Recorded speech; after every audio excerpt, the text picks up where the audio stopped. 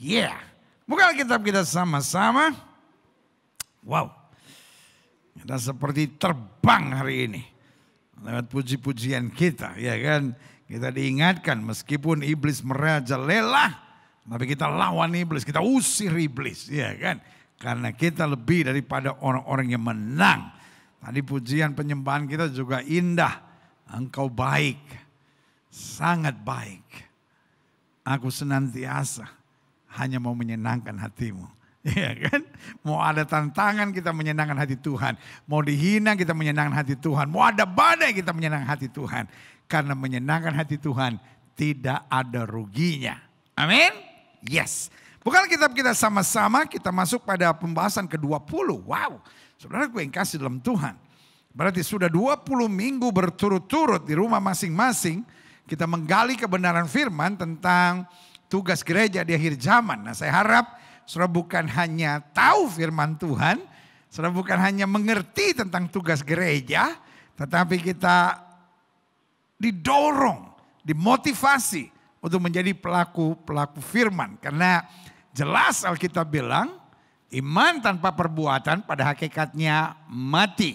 Kita nggak mau hanya menjadi pendengar firman, tetapi tidak melakukan. Karena kalau kita mendengar firman dan tidak melakukan, kita sama seperti orang bodoh, kata Alkitab. Nah, hari ini kita mau bahas pembahasan ke-20 yaitu tugas gereja. Dan kalau kita bicara gereja sekarang makin jelas.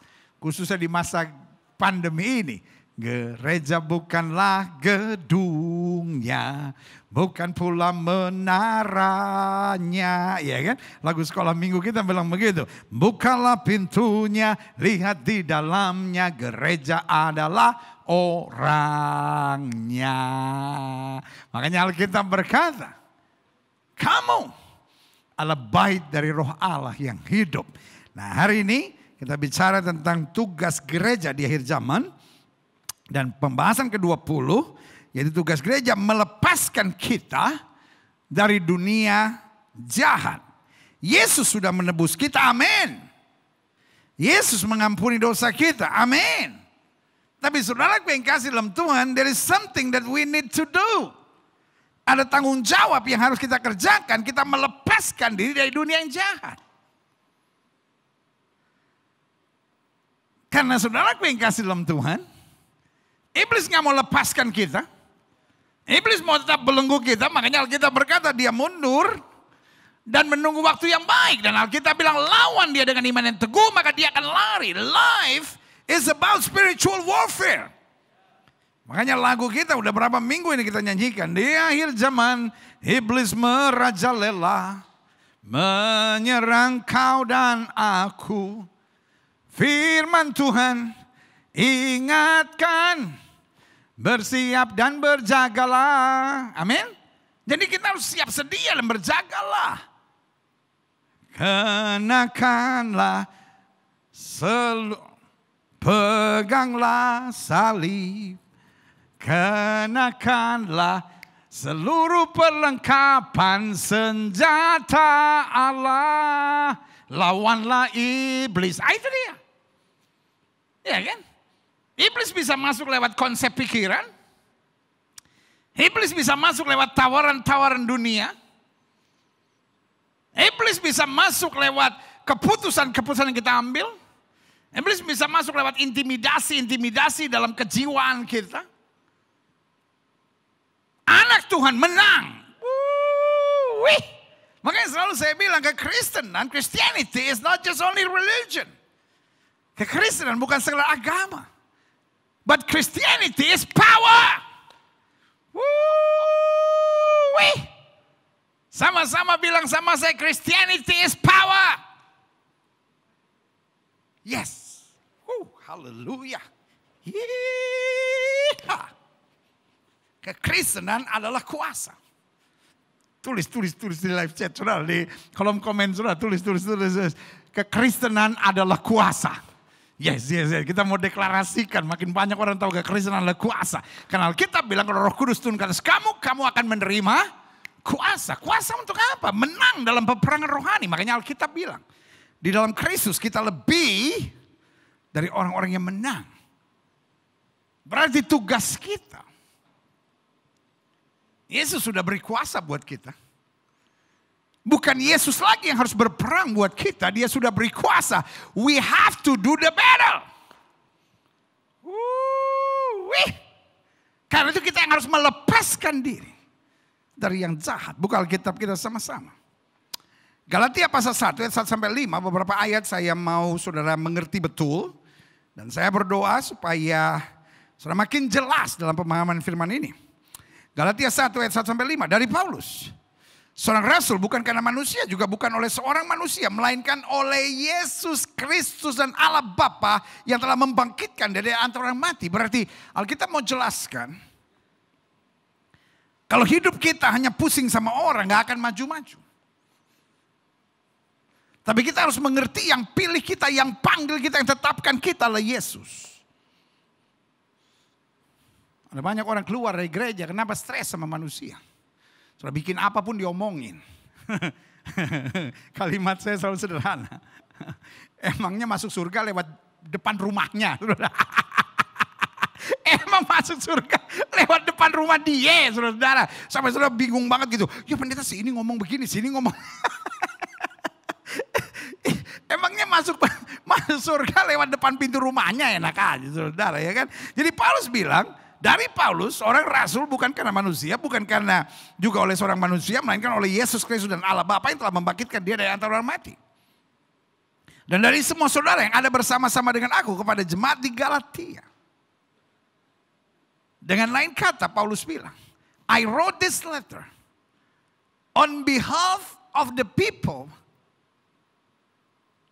that with me. Dan surat ini aku tuliskan kepada jemaat di Galatia.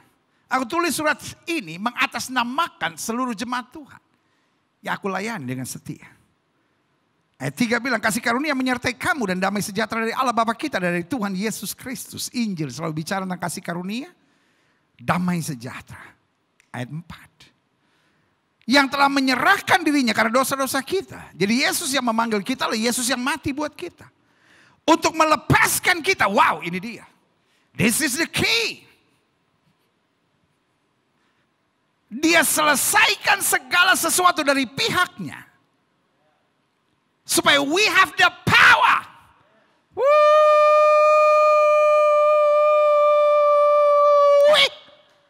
Supaya we got the power.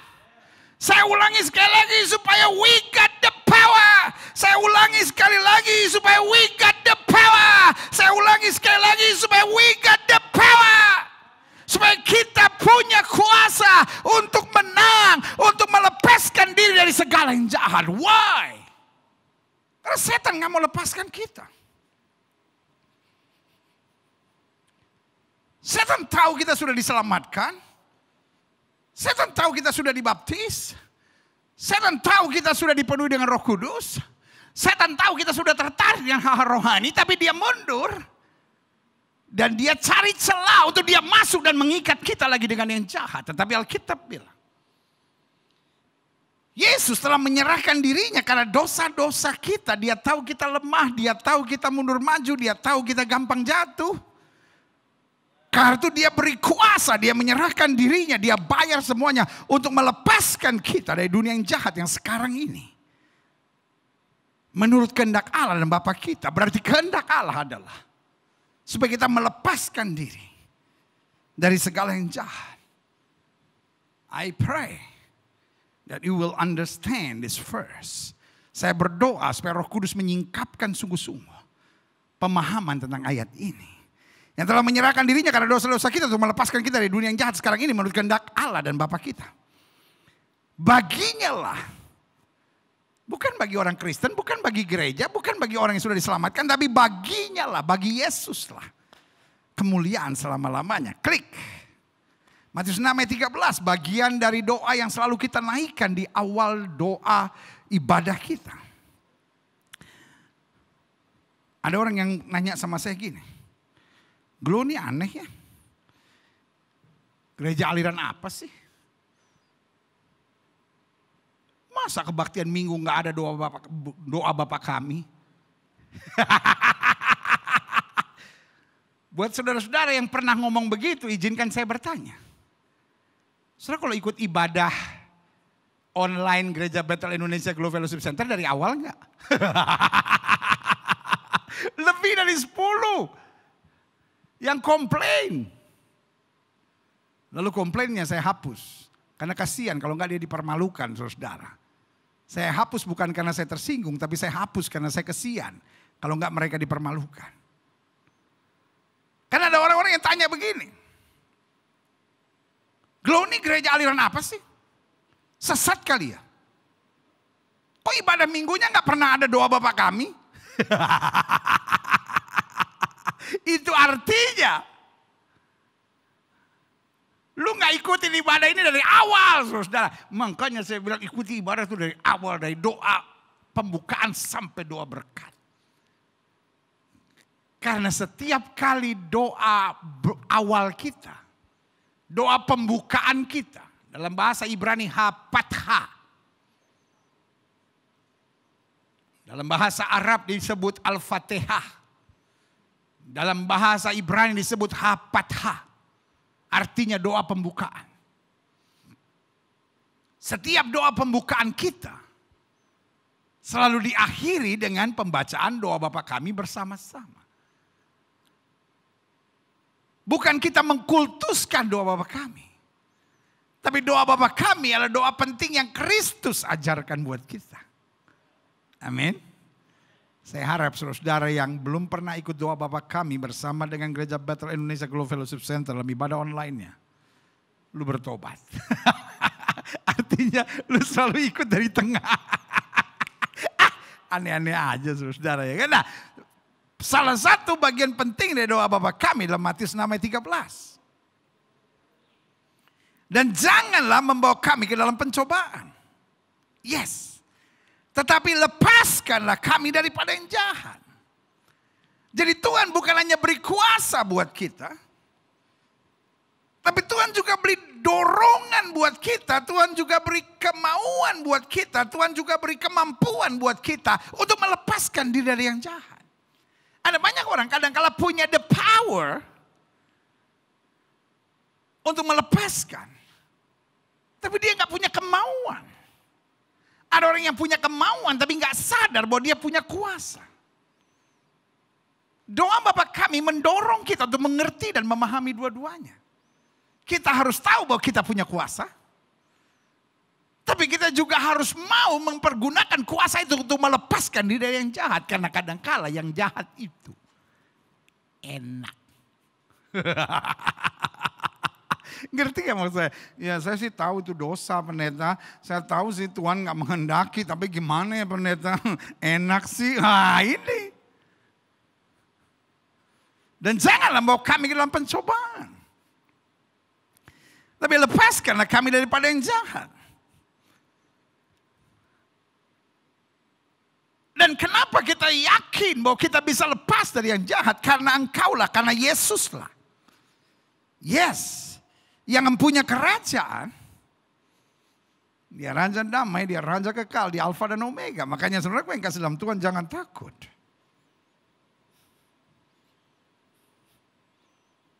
Orang sekarang sibuk dengan varian Delta. Sebentar lagi katanya akan ada serangan varian Lambda. Kenapa kita mesti takut dengan Delta dan Lambda? Kalau kita sudah mendapat Alfa dan Omega. Yes. Yesus bilang akulah Alfa dan Omega. Delta dan Lambda itu adalah bagian dari Alfa dan Omega. Wih. Amin. Jelas ya. Kita tidak takut tapi bukan berarti kita nggak perlu vaksin. Kita tidak takut bukan berarti kita nggak perlu prokes. Tapi maksud saya, kita tak berjaga, kita tak berdoa, tapi kita tolak roh ketakutan karena Allah tidak pernah memberikan roh yang mendatangkan ketakutan buat kita. Yes. Doa Bapa Kami ajarkan kita dan ini doa yang harus kita naikkan setiap kali. Janganlah bawa kami ke dalam pencobaan, tapi lepaskanlah kami daripada yang jahat. Yesus mau melepaskan, tapi kita juga harus menyadari kuasa yang ada pada kita. Karena Engkaulah yang punya kerajaan dan kuasa dan kemuliaan sampai selama-lamanya. Sehingga I don't need to fear, I don't need to afraid Aku nggak perlu takut, aku nggak perlu bimbang.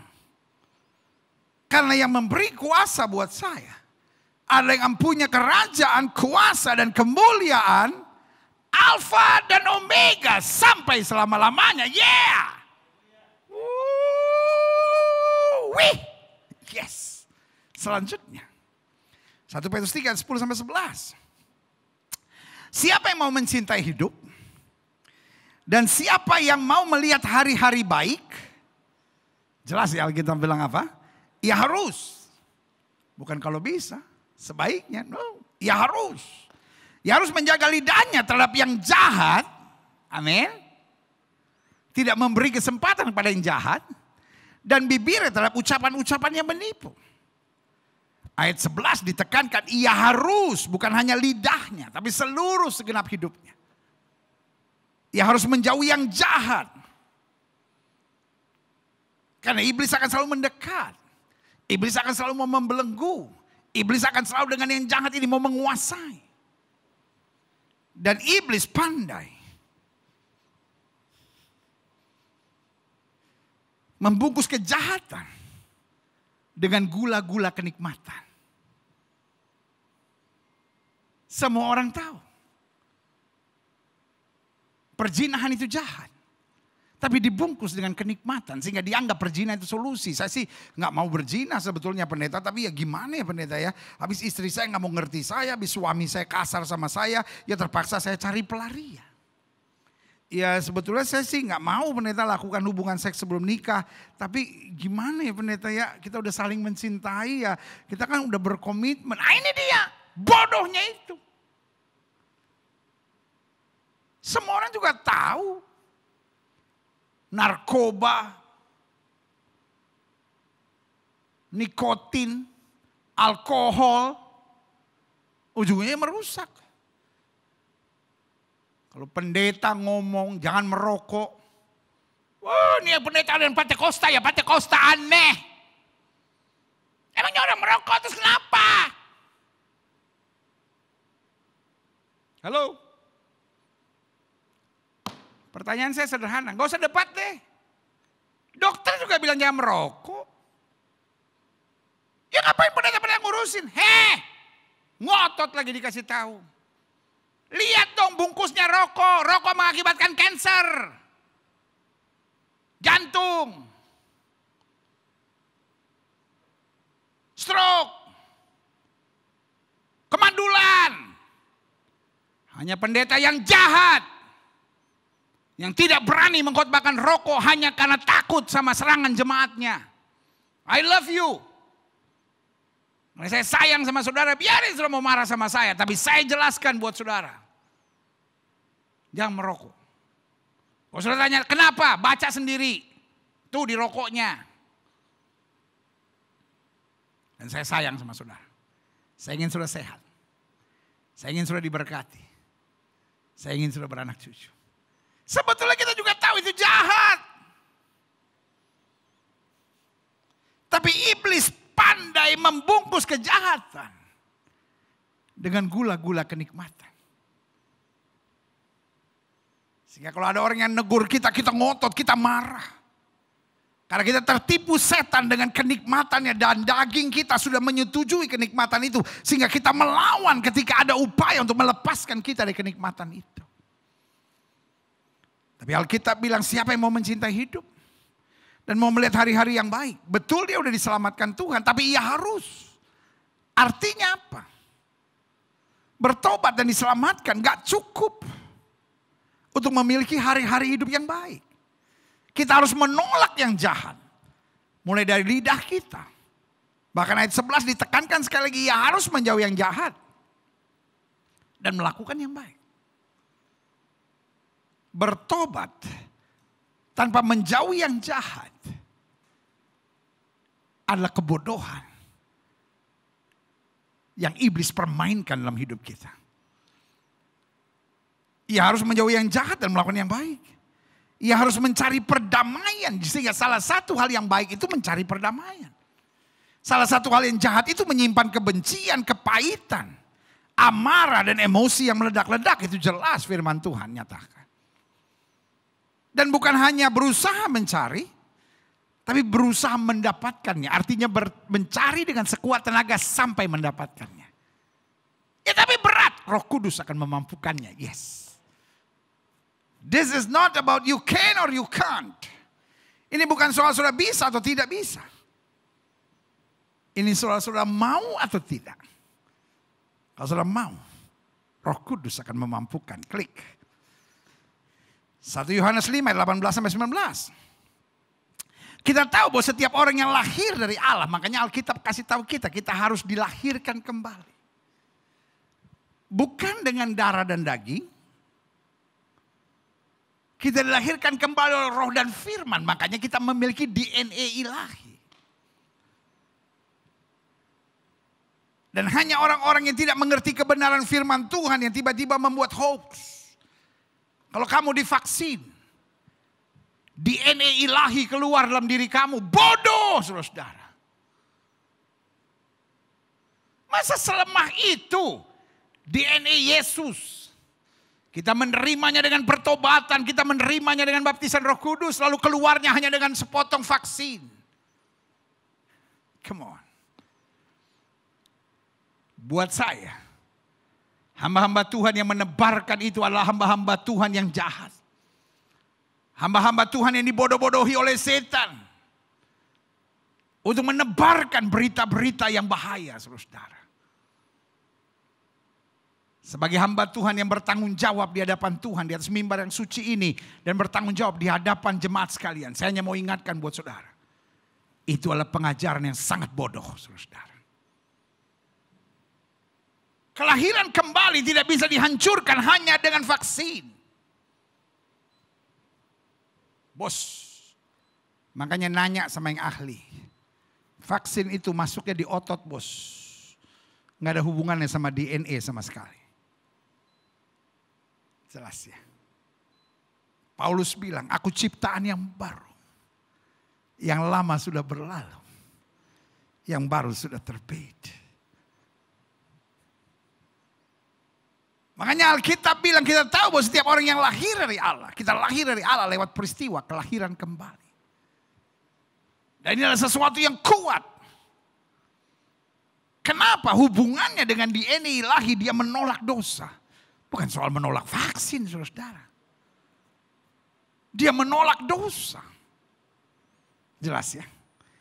Tetapi dia yang lahir dari Allah. Allah yang menjadi sama dengan manusia melindungi dan si jahat tidak dapat menjamahnya. Yes.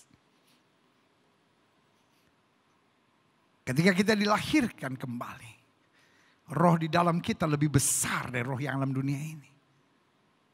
Si jahat tidak bisa menjamahnya. Nah, kalau si jahat tidak bisa menjamah berarti kita nggak usah ada peperangan rohani. Tapi jangan lupa. Iblis bisa masuk kalau kita buka celah. Makanya Alkitab bilang jangan beri kesempatan pada iblis. Ini maksud saya menjelaskan buat saudara. Kita harus melepaskan diri dari si jahat. Supaya kita nggak membiarkan diri tertipu untuk membuka celah untuk iblis masuk. Karena kita tahu bahwa setiap orang yang lahir dari Allah tidak berbuat dosa. Tapi dia yang lahir dari Allah melindunginya dan si jahat tidak dapat menjamahnya. Setan nggak punya kuasa dalam hidup kita. If we realize that we got the power in Jesus. Iblis nggak bisa menjamah kita kalau kita sadar akan kuasa kita dan kita mempergunakan kuasa yang Tuhan percayakan buat kita. Ayat 19 dari 1 Yohanes 5. Kita tahu bahwa kita berasal dari Allah dan seluruh dunia berada di bawah kuasa si jahat. Jelas ya. Mungkin saudara menatap saya dan berkata apa maksudnya? Klik. Saya catat di sini. Alkitab saya bilang 1 Yohanes 5 ayat 19 dunia ini berada di bawah kuasa si jahat. Tapi saya harus simpulkan begini, berada di dunia bukanlah pilihan.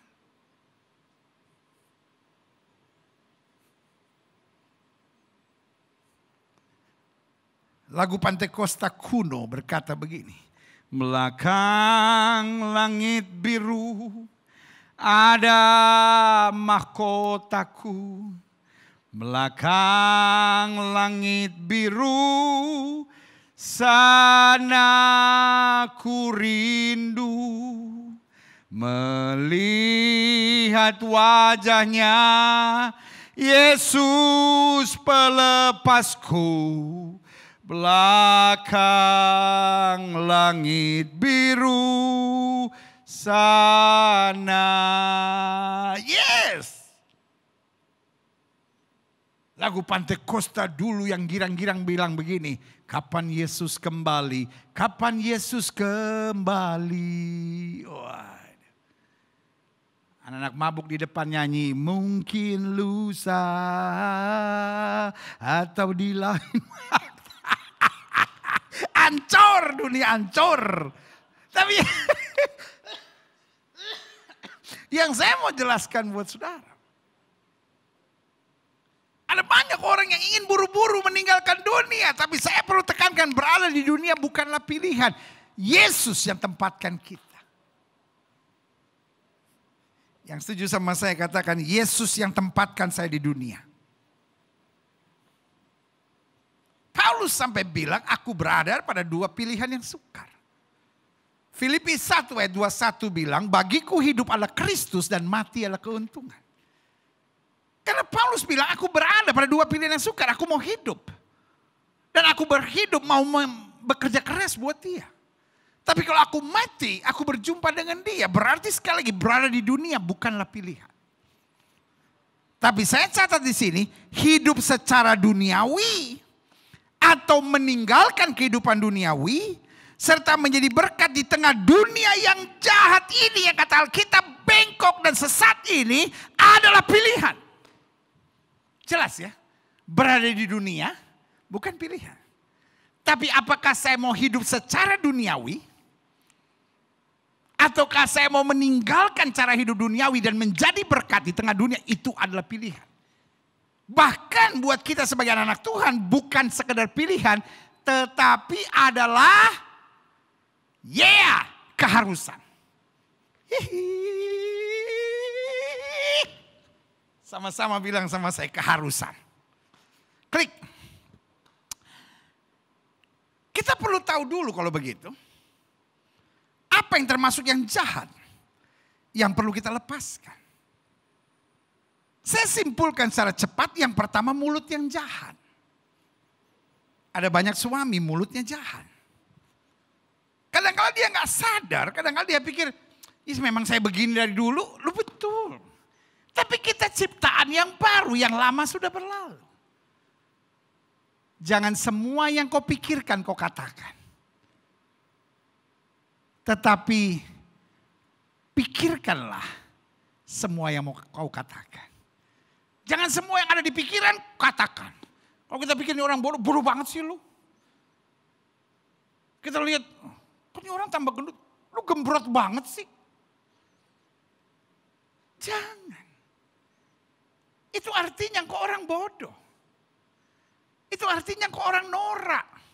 Itu artinya kok orang yang tidak berpendidikan, saudara. Jangan bilang sama saya, saya orangnya apa adanya, pendeta, semua yang ada di pikiran saya keluarkan. Masalah dia mau suka atau nggak suka, ya terserah dia. Wih. Itu hanya menandakan kau bukan orang yang dewasa, kau bukan orang yang takut akan Tuhan. Engkau bukan orang yang dilatih oleh Tuhan, kau bukan orang yang jadi berkat buat orang. Engkau hanya orang yang mau memaksakan kehendakmu. Pikirkan, ini jadi berkat enggak? Ini menyelesaikan persoalan enggak? Ini nyakitin hati orang enggak? Ini menyenangkan hati Tuhan enggak? Memuliakan Kristus enggak? Itu dia. Ada istri-istri mulutnya jahat. Ngomongin orang, fitnah orang, ngomong sembarangan. Dan merasa diri normal. Makanya adik-adik muda boleh ya.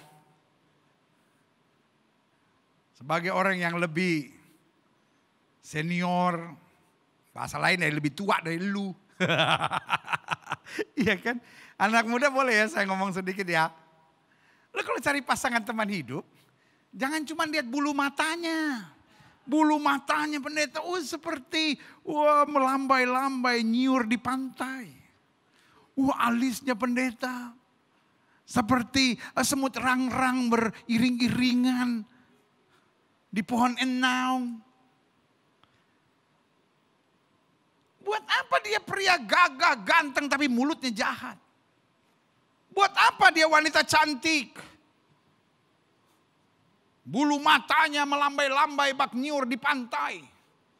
Tapi mulutnya jahat. Hidup dan mati seseorang dikuasai oleh lidahnya. Dan hari ini saya perlu ingatkan buat setiap kita. Kalau engkau mau lihat hari-hari yang baik dalam hidupmu, jaga mulutmu. Jangan suka memfitnah. Jangan suka memaki. Jangan suka mengucapkan hal-hal yang jahat dari mulutmu.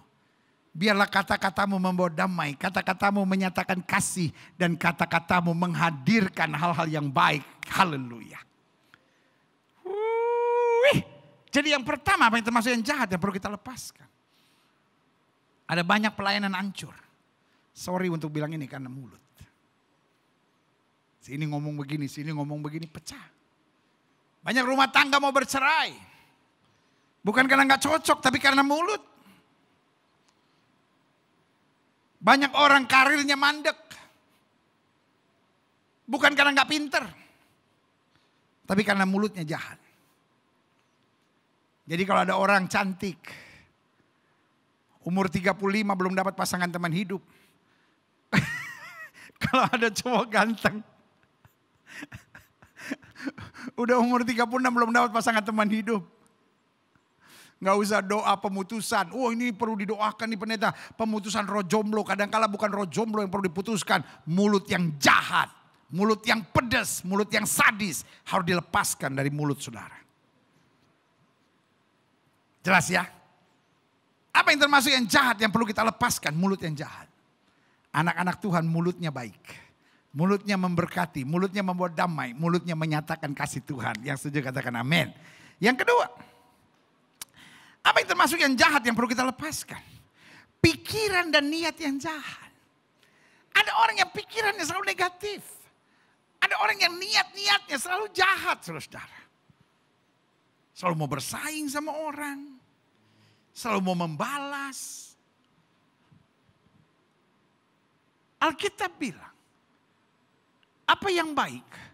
Apa yang mulia. Apa yang sedap didengar. Apa yang patut disebut kebajikan dan patut dipuji. Pikirkan semuanya itu. Saudara mau hidup saudara berkemenangan? Saudara mau hidup saudara penuh mujizat? Saudara mau lihat hari-hari yang baik dalam hidup saudara? Mari kita sepakat. Pikiran-pikiran yang jahat kita lawan. Kita tolak. Hanya apa yang baik. Apa yang membawa berkat. Apa yang membawa damai. Niat-niat untuk mendorong orang maju. Niat-niat untuk mendorong orang lebih sukses dalam hidupnya. Itu yang harus ada dalam pikiran kita. Yusuf bilang begini, manusia boleh mereka-rekakan yang jahat, tapi Allahku mereka-rekakan untuk kebaikan. Artinya apa? Dia tidak memberi kesempatan untuk pikiran negatif menguasai dia. Pertanyaan saya, ada nggak orang yang sudah bertobat, penuh Roh Kudus, hidupnya stres dan tertekan? Ada. Tapi pelajari orang-orang yang hidupnya stres dan tertekan karena pikirannya negatif. Niatnya jangan, coba sudah pikirkan diri sudah sendiri. Jangan hanya berdebat dengan saya bilang, Gilbert ini kalau khotbah suka menghakimi orang. Bukan itu. Pikirin sendiri. Apakah hidupmu bahagia atau tidak? Lalu kemudian selidiki. Apa yang aku izinkan ada dalam pikiranku. Boleh gak hari ini kita sepakat? Yang jahat, yang jelek, yang menyakitkan, yang menghancurkan, yang merugikan, tidak boleh masuk dalam pikiranku. Hanya apa yang benar, yang berkenan, yang membuat maju. Itu yang aku izinkan ada dalam pikiranku. Haleluya. Yang ketiga. Apa yang termasuk yang jahat yang perlu kita lepaskan? Hati yang jahat. Sorry ya untuk bilang ini. Ada banyak orang. Mukanya bagus tapi hatinya busuk. Ada banyak orang. Bibirnya dioperasi. Supaya katanya lebih, lebih sensual. Matanya dioperasi. Yang matanya kegedean dikecilin. Matanya kekecilan digedein. Yang gak ada lipetannya dibikin lipetan. Yang lipetannya kegedean dihilangin lipetannya. Orang sekarang di tengah pandemi gak ada kerjaan, apa aja dirombak.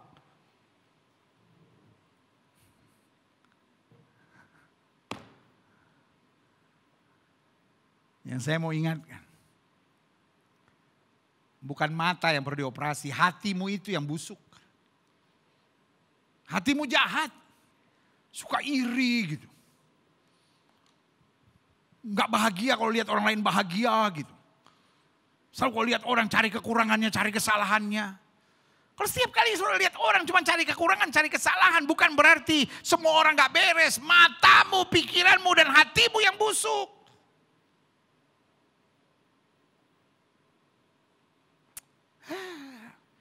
Gilbert. Kalau khotbah senangnya nyerang orang. Folks. Kadangkala saya tuh pengen gitu. Khotbah saya hanya nyenengin orang.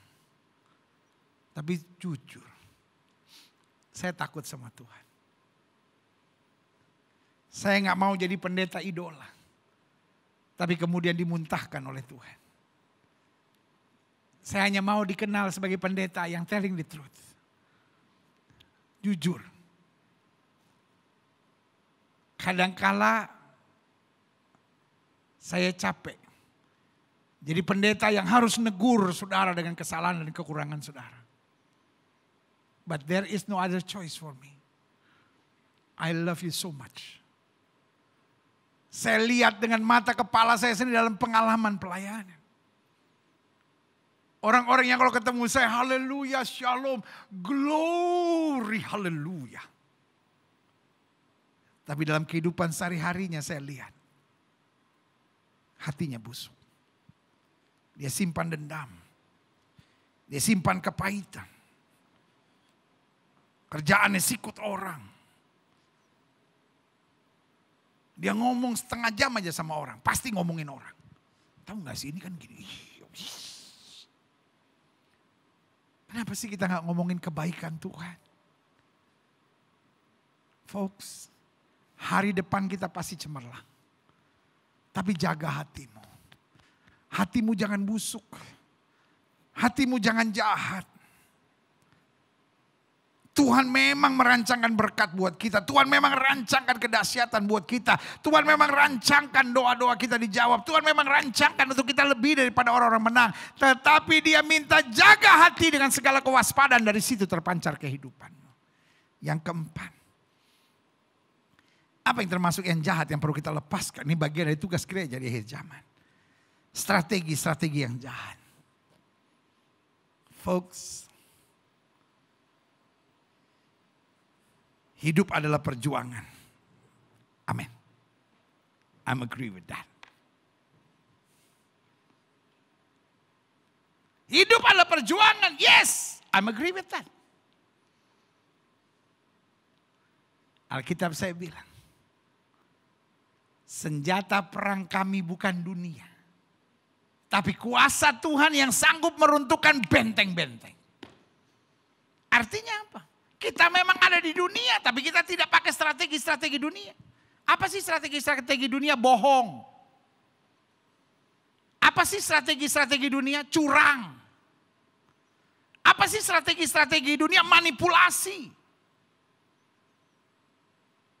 Dalam nama Yesus, dijauhkan cara-cara itu.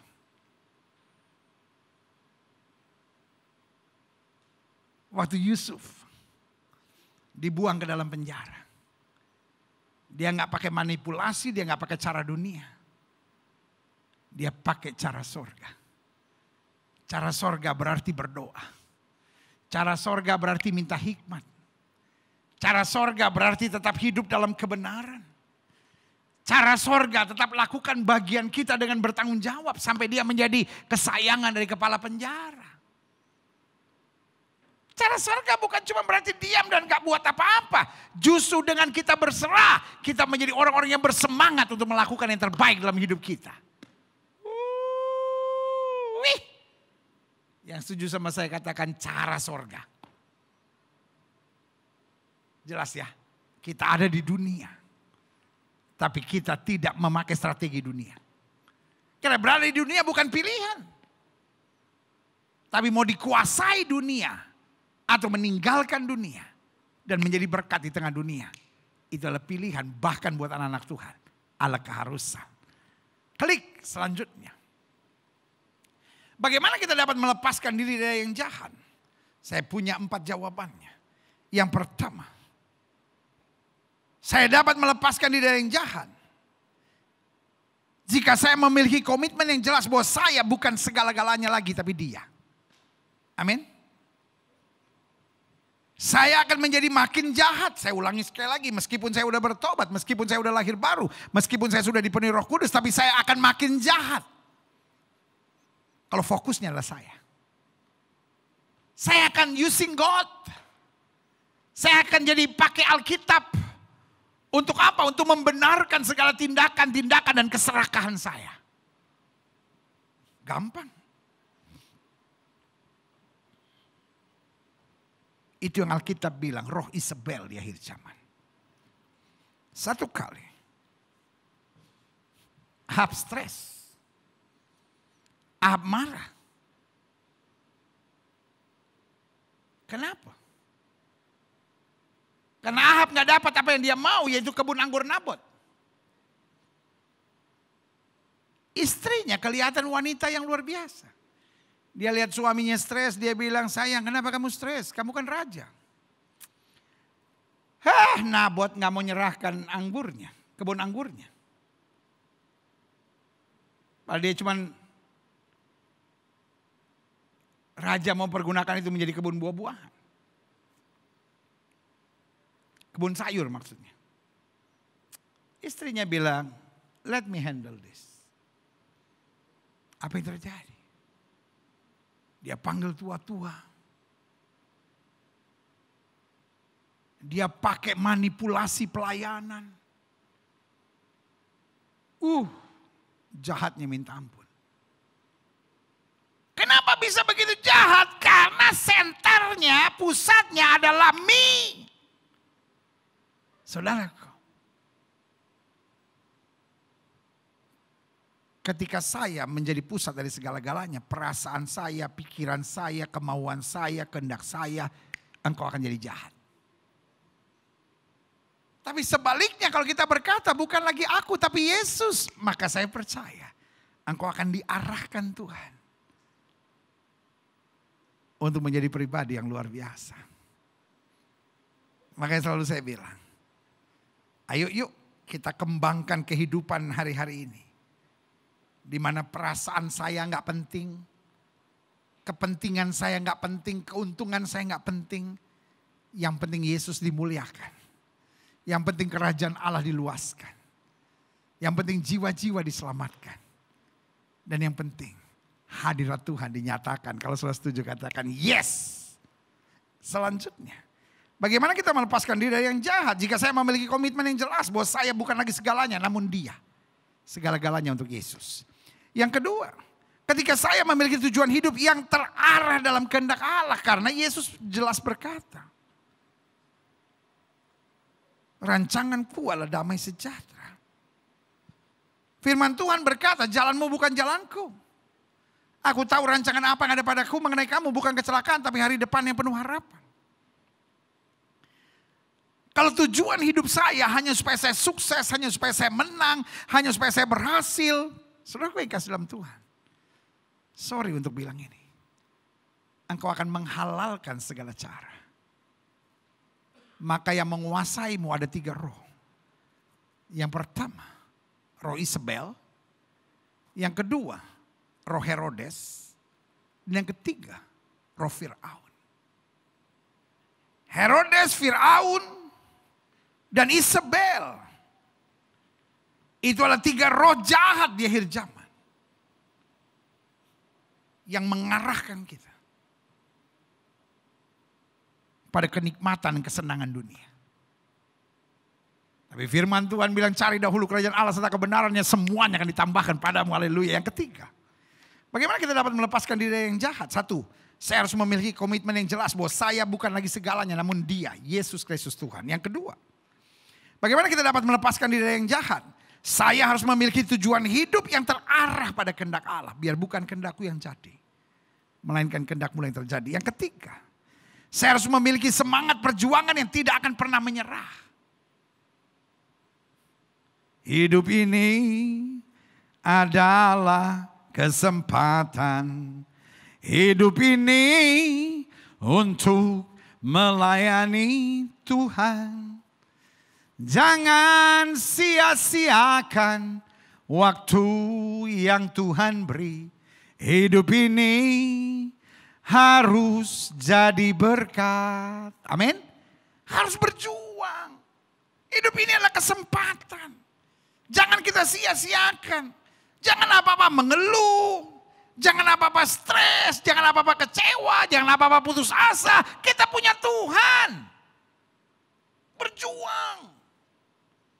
Disakiti orang, berjuang. Bukan berjuang untuk menang, tapi berjuang untuk tetap menyenangkan hati Tuhan. Gagal, bangkit, tetap berjuang untuk berjalan dalam kehendak Tuhan. Disakiti, difitnah, dibully, bangkit. Menghadapi hal-hal yang menyakitkan, berjuang untuk bisa tetap bersyukur, untuk tetap bisa beriman, untuk tetap dapat melakukan firman Tuhan. Tidak miring ke kiri dan ke kanan yang setuju katakan, saya harus berjuang.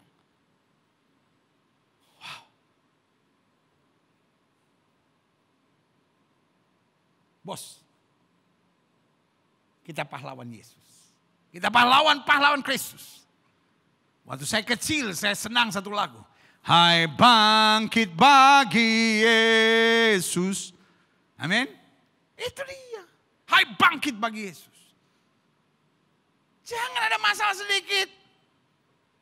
Aku gak kuat. Aku gak sanggup. Aku stres. Hello. Hai bangkit bagi Yesus. Bangkit dong bagi Yesus. Jangan putus asa. Berjuang. Yes.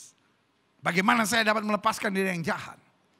Saya harus memiliki komitmen yang jelas bahwa saya bukan lagi segalanya namun Dia. Saya harus memiliki tujuan hidup yang terarah dalam kehendak Tuhan. Sesuai dengan imanmu jadi padamu. Yang ketiga, saya harus memiliki semangat perjuangan yang tidak akan pernah menyerah. Karena roh di dalam saya lebih besar dari roh yang dalam dunia ini. Pada saat kau menyerah, disitulah akhir dari perjalanan imanmu. Tapi pada saat kau berserah, disitu adalah awal dari kepastian kemenangan iman yang Tuhan sediakan bagimu. Haleluya. Yang keempat, bagaimana kita dapat melepaskan diri dari yang jahat? Kita harus memiliki hubungan kedekatan dengan sorga yang tidak tergoyahkan. Iblis gak peduli saudara bersemangat. Iblis gak peduli saudara kuat. Iblis gak peduli saudara hebat. Sejauh kau tidak punya hubungan dengan sorga, iblis bilang makanan empuk.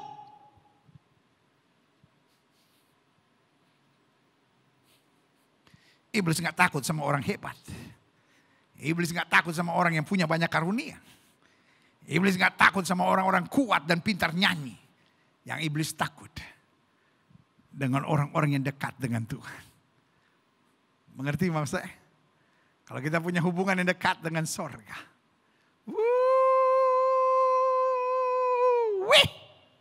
Kalau kita punya hubungan yang dekat dengan sorga. Alkitab bilang apa? Kalau kamu tinggal di dalam aku dan firmanku tinggal dalam kamu. Minta apa saja. Minta apa saja. Wah, itu berarti teologi kemakmuran dong. Minta apa saja. Bos, kalau kamu tinggal dalam aku dan firmanmu tinggal dalam kamu, artinya pikiran saya gak mungkin aneh-aneh. Daging saya gak mungkin menguasai. Saya punya hubungan yang dekat dengan surga. Sehingga yang saya pikirkan hanya bagaimana jiwa-jiwa diselamatkan. Yang saya pikirkan bagaimana kerajaan Allah diluaskan. Yang saya pikirkan bagaimana nama Yesus dimuliakan. Dan yang saya pikirkan bagaimana setan dihancurkan. Kemuliaan Tuhan dinyatakan. Haleluya. Yang terakhir. Saya pelajari. Mengapa seringkali kita tahu yang jahat. Namun kita merasa enggan untuk lepas atau sayang untuk melepaskan yang jahat. Nah, ini persoalannya. Jadi gini, kita tahu itu jahat. Kita tahu itu jahat. Tapi kita merasa enggan atau kita merasa sayang. Ya gimana nih pendeta ya? Ya kan saya memang orangnya begini gitu. Kalau saya lepaskan ya aduh itu tipuan iblis. Nah, saya catat di sini.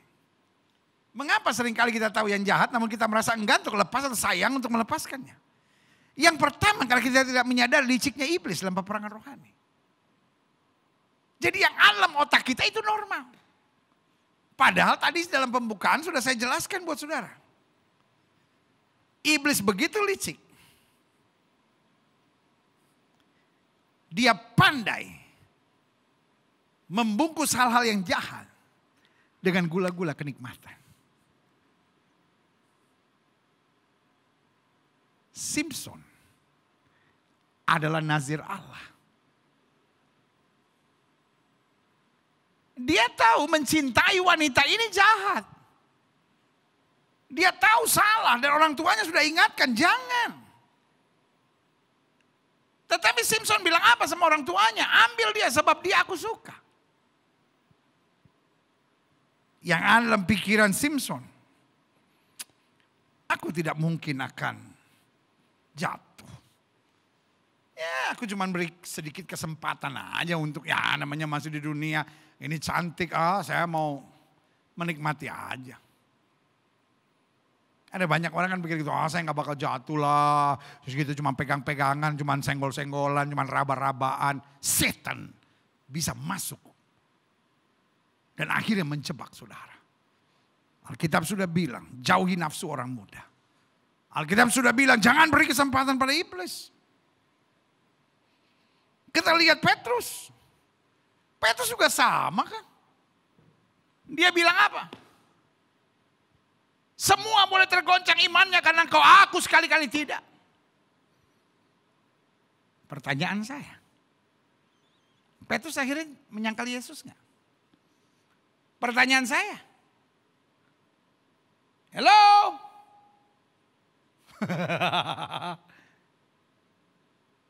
Simpson akhirnya jatuh enggak?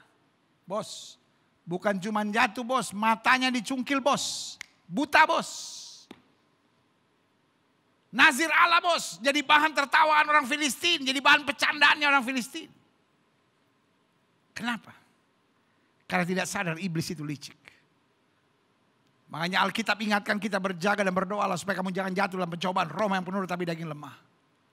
Jangan main-main dengan dosa. Jangan main-main dengan kelicikan iblis.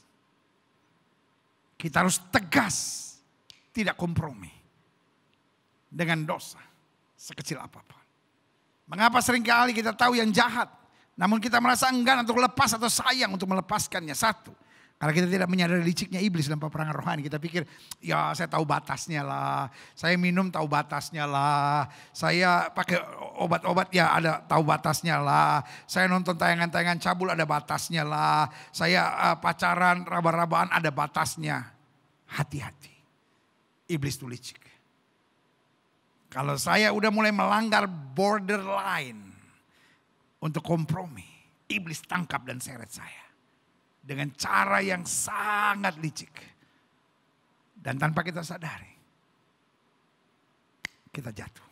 Yang kedua, mengapa seringkali kita tahu yang jahat namun kita merasa enggan untuk lepas atau sayang untuk melepaskannya?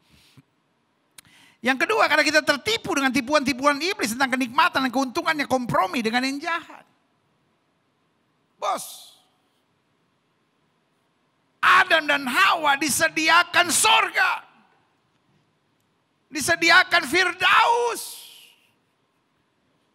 Gak ada air mata di sana. Gak ada kerja keras di sana. Semuanya punya dia.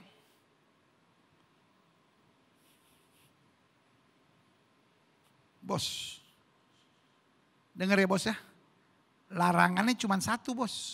Nggak kayak kita sekarang, ini nggak boleh, itu nggak boleh, ini nggak boleh, itu nggak boleh.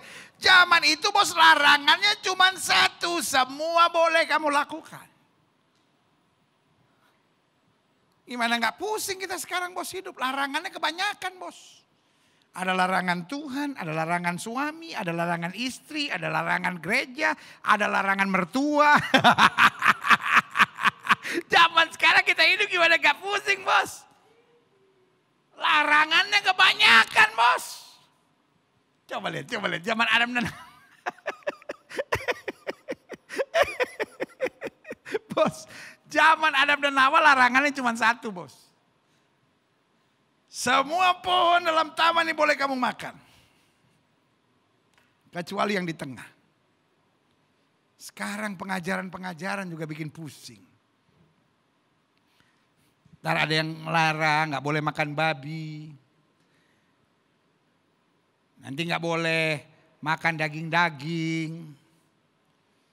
Anak-anak Tuhan katanya harus makan makanan yang berbiji. Anak Tuhan cuma boleh makan sayur-sayuran. Kan pusing saya. Saya kebetulan gak suka makan sayur. Saya kalau ditanya sama orang, pendeta kenapa gak suka makan sayur? Jawaban saya cuma pendek. Alkitab kan bilang, yang makan sayur hanya yang lemah iman. Ketemu aja gue ayatnya. Iya kan? No, tapi saya nggak jawab gitu. Saya kalau ditanya orang, pendeta, kenapa nggak makan sayur?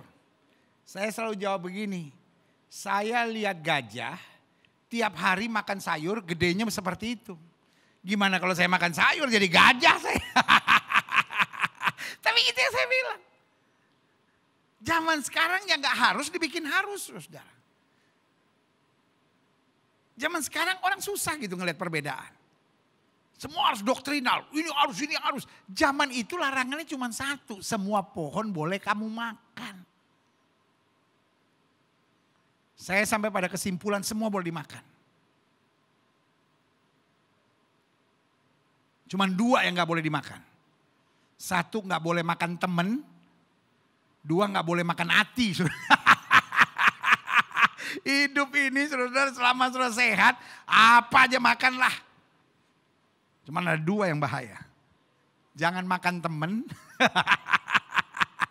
Yang kedua, bos jangan makan hati bos. Adam dan Hawa semua boleh. Cuman satu bos yang gak boleh. Iya kan? Makan buah pengetahuan yang baik dan yang benar. Itu aja yang gak boleh. Itu pun iblis mulai menipu. Datang dengan bentuk ular. Semua pohon dalam taman ini tidak boleh kamu makan buahnya, bukan? Coba. Apa sebetulnya yang mau iblis tanamkan dalam pikiran Adam dan Hawa? God is not a good God. Dia ciptakan semua tapi tidak boleh, berarti hanya nyusahin aja. Adam dan Hawa langsung lawan. Tidak. Semua pohon dalam taman ini boleh kami makan. Kecuali yang di tengah. Maka ditambahin aja. Untuk itu raba pun tidak boleh. Wah, berarti sebetulnya mentalnya tuh yakin. Dia bahkan menetapkan sesuatu yang lebih daripada aturan Tuhan. Tuhan gak bilang mau raba, mau elus, mau apa boleh. Tapi mereka saking seriusnya. Mereka bilang raba pun tidak boleh. Tapi persoalannya mereka beri kesempatan untuk berbincang dengan iblis. Dan menaruh dalam pikirannya apa yang iblis taruh. Iblis langsung berkata, ya sebab kalau kamu makan, kamu akan jadi serupa dengan Allah. Tahu membedakan yang baik dan yang jahat. Itu tipuan iblis. Iblis mau masuk dalam inti pikiran kita dengan intimidasi. Tujuannya, wow. God is not a good God. Allah bukan Tuhan yang baik. Dia mau membatasi kebahagiaan kami. Dia mau membatasi kesukaan kami. Apa yang terjadi? Bos, cuman satu yang dilarang. Justru itu yang dia buat. Kita belajar yuk dari Adam dan Hawa. Larangan boleh kelihatannya enak, tapi ujung-ujungnya menghancurkan. Iblis mau kita fokus pada larangan-larangan, supaya kita rasa berat, tertipu, kecewa. Padahal begitu banyak berkat dan rahmat Tuhan yang Tuhan sediakan buat kita. Mulai sekarang, kita jangan mau tertipu lagi. Amin. Yang ketiga, mengapa seringkali kita tahu jahat namun kita merasa enggan untuk lepas atau sayang untuk melepaskannya? Karena kita salah memahami tentang melepaskan yang jahat. Kita pikir hal tersebut tidak akan mungkin terjadi. Kita pikir enggak lah. Saya enggak mungkin lah sampai bercerai. Saya enggak mungkin lah sampai berzinah. Saya enggak mungkin lah sampai terikat obat terlarang. Saya kan cuma mau coba. Saya enggak mungkin lah terikat sama perempuan-perempuan nakal lah. Enggak lah. Saya enggak mungkin lah terikat dengan tayangan-tayangan cabul. Saya cuma pengen tahu. Nah ini dia. Iblis taruh buat kita yang namanya false comfort. Rasa nyaman yang palsu. Supaya kita masuk di dalamnya. Terperangkap oleh iblis. Dan yang keempat, yang terakhir. Saya undang pemain musik maju ke depan. Mengapa seringkali kita tahu jahat, namun kita merasa enggan untuk lepas atau sayang untuk melepaskannya. Yang keempat, karena kita terlalu cepat putus asa. Jika kita menghadapi kegagalan. Waktu kita jatuh, waktu kita gagal, waktu kita akhirnya terpleset, langsung kita bilang, gak ada harapan buat saya. Tapi hari ini saya hanya mau ingatkan buat saudara. Khusus buat setiap saudara yang sedang lemah. Khusus buat setiap saudara yang sedang gagal. Khusus buat setiap saudara yang berkata rasanya udah gak sanggup lagi, gak bisa lagi. Hari ini saya hanya mau bilang buat saudara. We serve a merciful God. Kita melayani Allah yang penuh rahmat dan kasih setia. Bukan kematian orang fasik yang dikendakinya. Tapi pertobatannya. Setiap kepala tertunduk di hadapan Tuhan. Kita angkat pujian tadi, Engkau baik, sangat baik. Karena memang kita tahu, Dia Tuhan yang sangat baik dalam hidup kita. Haleluya.